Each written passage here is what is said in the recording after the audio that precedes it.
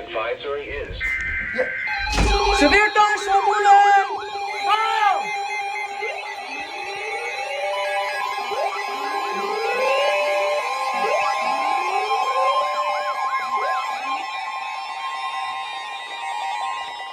The National Weather Service in Peachtree City has issued a severe thunderstorm warning for southeastern Gilmer County in north-central Georgia, northwestern Dawson County in north-central Georgia, northeastern Pickens County in north-central Georgia, until 2:30 p.m. Eastern Daylight Time.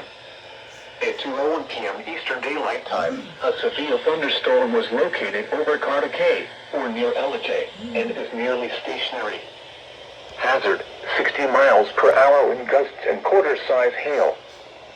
Source, radar indicated. Impact, hail damage to vehicles is expected. Expect wind damage to roofs, siding, and trees. Locations impacted include East Ellijay, Sequoia Lake, Talna, Carter Cay, Roy, and Fawcett Lake.